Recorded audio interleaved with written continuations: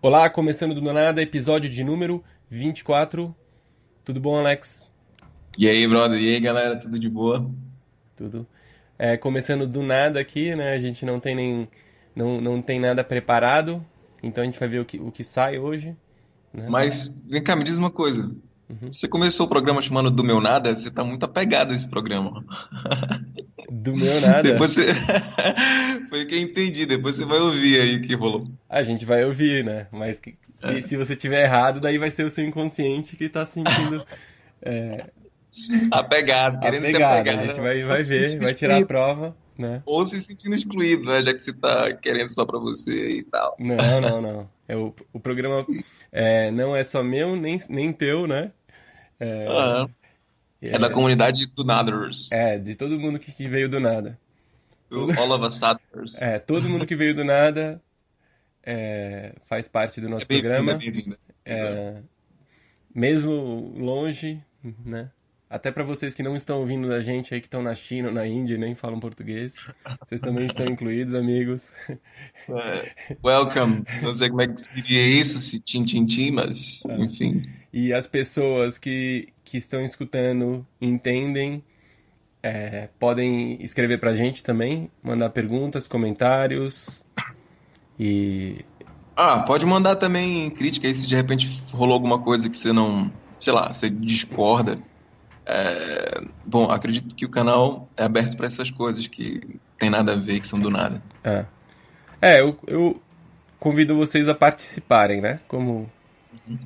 Participar do nosso diálogo aí, fazer um triálogo. E se quiser também participar um dia live aqui com a gente, também É, só estão marcar na convidados. agenda aí. É só mandar um oi. Então, agora oficialmente do Você nada, né? So- você tá com uma voz tranquila. Alguma coisa aconteceu esse fim de semana aí. O que que rolou? uma voz tranquila. Na verdade a minha voz tá bem fodida, porque acho que não sei se na quarta eu já tava assim, mas eu tava com uma tosse brava aí. Ainda tô com um pouco, mas já tô melhor. Mas não sei se a voz. Ser Tu um, acreditas que. ser um percebedor de vozes. Ah, não, eu sou um observador de sinais. Aham, aham. Teve uma vez que eu. Na verdade, tem algumas coisas que acontecem comigo que, principalmente quando são aqueles sinais, entre aspas, do nada, né? Dores que aparecem do nada, certas alergias que aparecem do nada, né? Isso tudo são sinais de que alguma coisa está rolando e que você precisa identificar o que é que está rolando. Por exemplo, já teve ocasiões onde eu fiquei sem voz e assim não tinha nenhuma, nenhum motivo aparente, né? Mas tem uma amiga que é terapeuta e ela fala assim, olha, o que é que você quer? O que é que você está precisando falar que você não está falando? Tem alguém que você está chateado? Tem alguém que você deixou de falar alguma coisa que você sentiu vontade? E aí eu comecei a fazer uma análise, uma autoanálise, né, nessa linha. E não estou dizendo que é toda vez que rola isso, não. Mas acredito que tenha muito fundamento, obviamente, né, no nível inconsciente, de que essas coisas estejam relacionadas. Ela, inclusive, falou uma coisa que até hoje não me desceu muito, ah, que dores na coluna geralmente são relacionadas a muita, dependendo do lugar da coluna, pode ser alguma coisa relacionada à raiva, né? Alguma raiva que você sente ou a respeito de alguém ou de uma situação que te causa raiva. A questão toda é que toda a sinfonia que o teu corpo toca do lado de dentro, através de hormônios e que geram reações e que dão sinais, isso para mim é um fato, né? Por exemplo, quando um sinal claro, por exemplo, se você imagina uma fruta redonda, verde, pequena, quando você corta, ela também é verde por dentro. ela é cheia de gomozinhos. E aí você percebe que essa fruta é um limão. E aí agora você se imagina mordendo esse limão com toda a vontade. E você consegue sentir aquela coisa ácida, aquela coisa. Se por um acaso você que tá ouvindo, começou a sentir a boca salivar, pode crer que isso é um sinal. Isso é um sinal que teu cérebro mandou pro teu corpo reagiu, e isso é uma das sinfonias do que o corpo toca por dentro, que a gente não vê. Mas que dá sinal. Tô até salivando aqui. Tô até salivando aqui com o sinal. Mas eu acredito que seja por aí, né? Outro dia a gente falando dessa coisa de as coisas começarem na mente e esse retorno desse sinal às vezes acontece assim. Não estou dizendo que você tenha que falar que foi o que você tem que dizer, só estou dizendo que pode ser, entendeu? Não estou dizendo que é. Uhum. É, essa coisa da voz, assim, é uma coisa que ultimamente eu tenho reparado mais. E reparado como eu não prestava tanto atenção na minha voz. Então, Aham, e ultimamente eu tenho percebido bastante, assim. Isso foi depois que eu comecei a fazer o podcast com você. aham. Que aí a gente começa a ouvir a nossa própria voz também, e já Mas fica um pouco mais atento. não é por isso, porque eu trabalho com a voz, eu já tinha feito outros podcasts, Ah, sim, já tinha sim, sim. feito vídeo. Agora o que acontece de eu estar reparando enquanto eu estou falando. Eu percebi minha própria Hum. voz, vamos dizer, no momento em que eu estou falando. E, E hoje, e como é que você se perceber, sente? e perceber por exemplo, que em muitos casos é como se eu estivesse querendo, sei lá, abafar ela. Então agora é como se eu estivesse usando ela melhor, entendeu? Sim, Por eu estar entendi, prestando mais entendi. atenção. E como eu dou aula de inglês também, eu estava percebendo a diferença de quando, por exemplo, eu estou falando inglês, de eu estar mais conectado, às vezes, não é isso. Às vezes tem Mais alerta. ela fica, você ter que prestar atenção, porque você está usando uma língua que não é a sua língua nativa, então também acontece de você prestar mais atenção na voz, assim. Então, às Uhum, vezes, eu percebia que eu estava como se utilizando melhor esse recurso em inglês do que em uhum, português. É uma coisa um pouco estranha, assim, porque era para o português ser o mais natural, né? Vamos dizer. uhum. Então, Sabe que eu melhorei o meu português por causa do meu inglês também, né?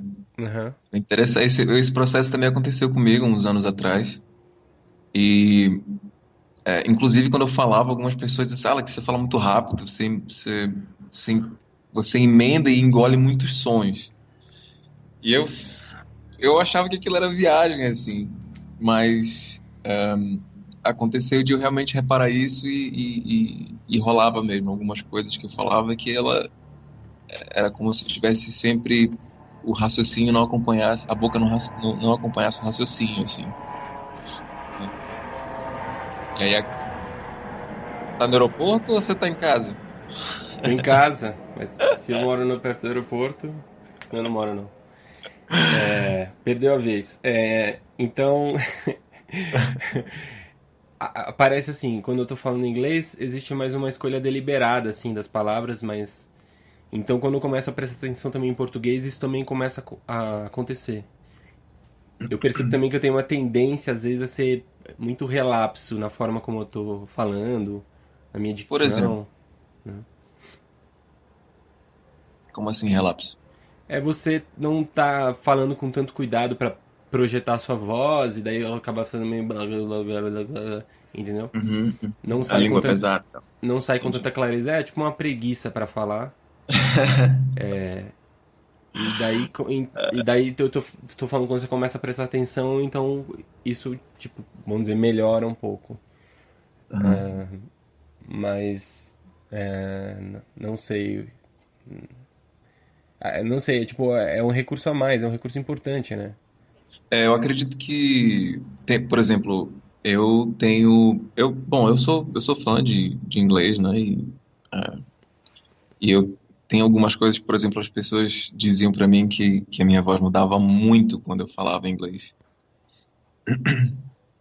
E na verdade, sim, muda bastante, mas por conta culturalmente falando, a gente tem muito som nasal, né? Palavras como coração, por exemplo, são palavras que exigem muito do nosso som nasal. E aí a nossa voz fica um pouco mais. No meu caso, se eu tô num lugar fechado e eu tô falando onde tem muita gente e é abafado, a minha voz fica quase, não vou dizer inaudível, mas não fica tão clara. Se eu falo inglês nesse mesmo lugar, é impressionante como quando fica mais clara a minha dicção. E tudo isso por conta dessa, dessa mudança básica de cortar de cortar um pouco mais da porcentagem do som nasal, né? Uhum, E aí a minha voz em si, sem o som nasal, ela fica um pouco mais evidente também. uhum. E E acontece. então acontece também de o português ser um pouco mais grave do que o inglês. Então, de alguma forma eu tenho que conseguir utilizar melhor esse som para esse, porque o grave ele bagunça com mais facilidade, né? Uhum. Então no Mas inglês eu já consegui organizar melhor por isso, porque já tava como eu percebia isso, um pouco, de ele ser um pouco mais agudo. sim, sim. Então, então é mais fácil de você falar ele bem, vamos dizer, Quando do que você o diz português. grave, É de eu falar, por exemplo, eu falar com essa voz que tá vindo A, mais do fundo, e você falar mais com a boca, fazendo assim, entende? sim, sim, sim, sim, O sim, inglês tem sim. muito isso. Ah, Então, sim, às sim, vezes eu sim, sim. falava muito assim também em português, com essa, sem Entendi. usar toda essa projeção de diafragma, que nem eu tô usando Uhum, agora, né? uhum, Intencionalmente. Tá saindo esse ar. Então, é como se fosse essa a minha voz, vamos dizer, a minha voz é essa. E eu uhum. falava com uma voz que não era tão minha, vamos dizer. Às É, vezes, né? aham. Ou às vezes não tava nem prestando atenção nisso. Ou às vezes até querer esconder esse grave. Uma coisa estranha. Isso é interessante porque eu sempre considerei. Tem muita, por exemplo, é uma coisa muito básica entre inglês e português, por exemplo. Você fala muita. As sílabas são separadas por consoantes e vogais, geralmente, né? Mas no inglês não se separa a sílaba por consoante e vogal. O inglês se separa por sons, inclusive alguns sons vocálicos. Mas às vezes não. Às vezes a separação é por sons que são chamados de voiceless, né? Que são somente sons promovidos pela boca e não pelas cordas vocais. Isso é interessante, Dá você um falou, exemplo. porque sim. Por exemplo, ticket, ticket, né? Você não. Ou, sei lá, calmo, por exemplo. Uhum, Em português se separa em duas sílabas, né? Calmo. uhum, Em inglês é só uma sílaba, uhum. né? Não existe duas sílabas, é só calm. Mas ticket, na verdade, eu acho que é um ticket. Eu não sei nem se é uma palavra em português, mas a gente É usa assim, é tanto, né? assim. Enquanto a gente tem três sílabas em ticket, né? Em inglês a gente só tem duas sílabas. Uhum, E quando você separa ticket, né, ou em inglês ticket, ainda que o último som seja um som promovido somente pela boca, ele não se separa. Então é tick, ticket, ticket. Não existe essa separação silábica da mesma forma que existe em português. uhum. E eu acho que isso é interessante. Vamos tentar entender aqui o que é uma separação silábica. Em português, consoante e vogal juntas que Mas não, o que se quer dizer separam. tecnicamente uma separação silábica? O que é? Eu tô cortando o som? Como que a gente É explicaria uma, é isso? uma, é uma, é uma separação de sons, né? Uhum. Ou, ou separação de sílabas que são equivalentes a sons. A sílaba é uma separação de um som. Sim, na Quando eu verdade, falo da junção ticket, de. quer dizer que eu separei uma vez, porque tem duas sílabas. É isso? Se você diz ticket, Ticket, você. eu separei uma É, vez. isso, Eu fiz o tick, separou. separei e emiti Aham. de novamente. Eu fiz duas emissões, vamos dizer. É. Ticket. A Uhum. separação de ticket seria tick it. Tick it. Uhum. Seria essa separação, mas, enfim. Ainda que você diz tick, esse que, ele é cortado no meio. Uhum. Né? Você não diz tick, você diz tick it. Ticket. Entendeu? Aham, tá. É. Então, em inglês a separação é por som, ou, mais precisamente, por fonemas. Já em português é silábica a separação. No sentido de consoante e vogal juntas, né? Geralmente. Uhum. Ah. Mas em inglês não, aí você separa por fonema. Eu acho muito interessante isso, porque a forma como a gente está quebrando essas sílabas, como a gente está organizando, vamos dizer que eu estou conversando com alguém que fala inglês e vamos dizer que a gente tem, vamos colocar que a gente tem um tradutor. Então eu estou falando português e essa pessoa, vamos dizer, um americano, ele está falando inglês e a gente tá sendo traduzido, alguém está fazendo intermediando aí. Interpretações. Então, mesmo que a gente estiver falando da mesma ideia, a gente vai estar usando vias diferentes. Assim, o nosso próprio corpo está fazendo coisas diferentes também, né? Então, de alguma forma, a gente não está falando da mesma coisa nunca, né? Porque a forma como a gente está organizando é totalmente diferente. Então, assim, Existe um. existe. Eu não tô falando de uma coisa linear, concreta. Eu tô falando de que de alguma forma esse inconsciente ele tá se organizando de uma forma diferente e a gente tá aceitando aqui concretamente que a gente tá falando da mesma coisa. Só que a gente tá fazendo coisas muito diferentes para obter essa mesma coisa. Então, sei lá, é bem estranho. Tipo, por exemplo, de um utilizar mais ar do que o outro. Não tô falando qual, né? Um utilizar mais ar. Uhum, uhum, Ou uhum. uma coisa que eu percebo muito do português é essa possibilidade que a gente tem. Parece que a gente vai falando e a gente tem só como se fosse quase no último instante pra gente decidir pra onde a gente vai levar a coisa. Então a gente vai falando Acontece não sei o muito. que, não sei o que, ou não. Assim. É uma coisa muito Ó, louca isso. Então, tem uma coisa então interessante. assim, a forma como, tipo, vamos dizer, esse inconsciente está estruturado pra falar essa mesma coisa é totalmente diferente.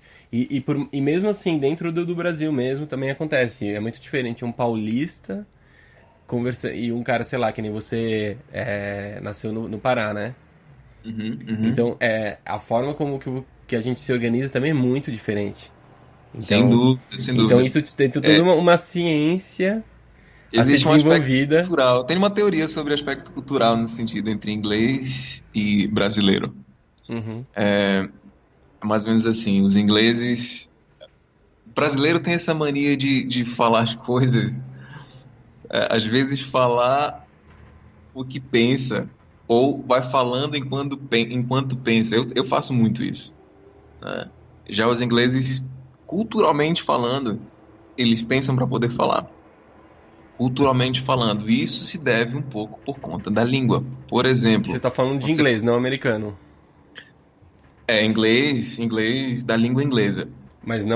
você não tá, você tá falando o inglês britânico, você não tá falando o americano Não, também. eu tô falando do britânico, do australiano, do sul-africano, do americano, De norte-americano, todos. estadunidense. É. Das pessoas que têm o inglês como base de cultura, de linguagem cultural. Que isso afeta, coletivamente. Por que que eu tô falando isso?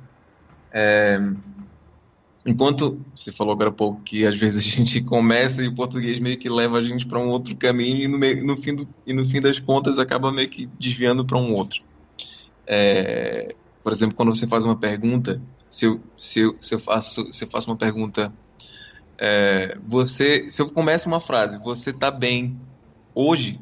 O hoje é a única pergunta que começou a frase que poderia ser uma afirmativa. Você tá bem hoje? Você tá bem hoje? Né? E no inglês a gente tem que prestar atenção no começo da frase, no começo das perguntas. Geralmente, 90% das perguntas que são feitas em inglês, você tem que prestar atenção no começo delas, porque são elas que determinam em que tempo elas vão ser direcionadas a você. Então isso te leva a pensar antes de falar, inclusive. Antes de formular a pergunta, em alguma fração de segundo, você já estruturou ela na sua cabeça e depois você solta. Em português, não. Às vezes a gente solta, às vezes a gente começa uma afirmativa e ainda transforma numa pergunta no final. Culturalmente falando, se a gente olhar um pouco, por exemplo, para a nossa política, para o nosso futebol, para o nosso trânsito, é mais ou menos como funciona a língua. Porque você fica nessa de, por exemplo, um partido, não existe só esquerda e direita, existe esquerda, direita, meio campo, enfim, trocentos partidos políticos, né? No futebol, você tem uma tática para seguir, mas daqui no meio do caminho você improvisa. No trânsito, cara, no trânsito não chega a ser uma Índia, mas é meio louco assim também, né? Às vezes tipo, você tem que deixar o cara passar, mas às vezes você decide não deixar o cara passar porque você está atrasado, seja lá o que for. Então não existe uma regra exatamente. Então a dinâmica da língua portuguesa talvez reflita um pouco na sociedade isso. Em inglês, pessoas que falam inglês como língua nativa tem essa coisa de você pensar primeiro. Então tem uma tendência a uma organização melhor. Obviamente, tirando Índia, né, ou alguns outros poucos países onde se tem inglês como uma língua materna, a organização é clara, é maior, ou a regra é um pouco mais é, levada a sério, digamos assim. Bom, mas isso também é só uma teoria, né, que surgiu do nada também. Uhum. É, eu acho que a gente tem muito para descobrir em relação a isso das línguas, né? E tem uma comunicação assim que vai além, né, das gramáticas, dos estudos científicos de como essas entonações, o que elas estão querendo dizer, né, o significado delas. Uhum. Mas isso pode ficar para um próximo programa. Beleza? Então, obrigado a todos. Com Beleza, galera, um abraço. até a próxima. Pra Um, falar claro, um deixa beijo. bem claro. Tchau, tchau, Alex. Valeu, valeu, um abraço.